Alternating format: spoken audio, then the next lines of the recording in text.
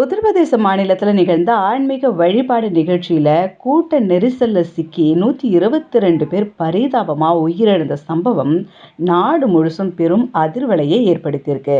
உத்தரப்பிரதேச மாநிலத்தில் இருக்கக்கூடிய சாமியார் ஒருத்தர் ஆன்மீக நிகழ்ச்சி நடத்திய நிலையில இந்த நிகழ்ச்சியை காண ஆயிரக்கணக்கான மக்கள் கலந்துக்க வந்திருந்தாங்க. பெண்கள், குழந்தைகள் உட்பட பலர் இந்த நிகழ்ச்சியில கலந்துக்கிறதுக்கு வந்த நிலையில திடீரென கூட்டல் நெரிசல் ஏற்பட்டதாகவும் இதில் 122 பேர் பரிதாபமாக பலியானதாகவும் செய்தி வந்திருக்கு பாருங்களேன். அது மட்டும் இல்லாமல் படுகாயமடைந்த சிலர் ஹாஸ்பிட்டலில் அனுமதிக்கப்பட்டு சிகிச்சை பெற்று வராங்க. உயிரிழப்பு இன்னும் கூட அதிகரிக்கலாம் அப்படின்ட்டு சொல்லப்படுது பாருங்களேன். இந்த நிகழ்ச்சி முடிஞ்சதுக்கு அப்புறம் பார்த்தீங்கன்னா எல்லாரும் ஒரே நேரத்தில் வேக வேகமாக வெளியேறி இருக்கிறாங்க. ஸோ அப்படி எல்லாம் வேகமாக வெளியே போகணுன்ட்டு ட்ரை பண்ணதால கடுமையான கூட்ட நெரிசல் ஏற்பட்டிருக்கு. இதனால் பொதுமக்கள் பார்த்தீங்கன்னா நகர முடியாத அளவுக்கு நூற்றுக்கணக்கான வாகனங்கள் நிறுத்தப்பட்டதால இந்த துயர சம்பவம் ஏற்பட்டிருக்குன்ட்டு முதற்கட்ட விசாரணையில் தெரிய வந்திருக்கு. பலியான 122 பேரில் 40 பேர் பெண்கள் அப்படின்னு சொல்கிறாங்க.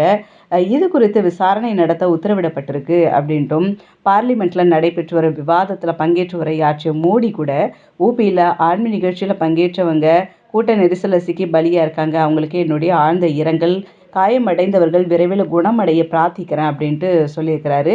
அது மட்டும் இல்லாமல் இறந்தவங்களுக்கு 2 லட்சம் ரூபாய் நிவாரணம் வழங்கப்படும், காயமடைந்தவங்களுக்கு 50,000 ரூபாய் நிவாரணம் வழங்கப்படும் சொல்லியிருக்காங்க. இந்த கூட்ட நெரிசலில் சிக்கி நிறைய பேர் மூச்சு திணறி இல்லை வேகமாக போகிற நேரத்தில் தள்ளுமுள்ளு ஏற்பட்டு ஒருத்தர் மேலே ஒருத்தர் மிதித்து கொண்டு இந்த மாதிரி விஷயத்தால தான் டெத்து நிறையா இருக்குது. நம்ம நிறைய ஃபோட்டோஸ்லாம் கூட இப்போ ரீசெண்டாக சோஷியல் மீடியாவில் ஸ்ப்ரெட் ஆகிட்டு இருக்குது பாருங்களேன். நிறைய பெண்கள்லாம் அப்படியே பிணமாக படுக்க வச்சுருக்காங்க. அது வீடியோ எடுத்த மாதிரிலாம் இருக்குது. பார்க்கறதுக்கே ரொம்ப வருத்தமாக இருக்குது பாருங்களேன். ஸோ இப்படிப்பட்ட விஷயங்கள்லாம் இனி வரும் நாட்களில் நடக்காமல் இருக்கணும்னு தான் எல்லாருடைய விருப்பமாகவும் இருக்குது. அது மட்டும் இல்லாமல் பார்த்தீங்கன்னா கூட்ட நெரிசலில் சிக்கி இறந்தவங்க குடும்பத்துக்கு ஊபி முதல்வர் யோகி ஆதித்யநாத் இரங்கல் தெரிவிச்சிருக்காரு. காயமடைந்தவங்க சீக்கிரமாகவே குணமடையணும், அவங்களுக்கு தேவையான சிகிச்சைகள்லாம் அரசு எடுக்கிறதுக்கு ஆர்டர் கொடுத்துருக்கோம் அப்படின்ற மாதிரியான விஷயங்களெல்லாம் சொல்லியிருக்கிறாங்க.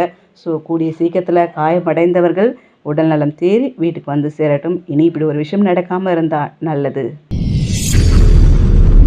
வல்லவன் உங்களில் ஒருவன்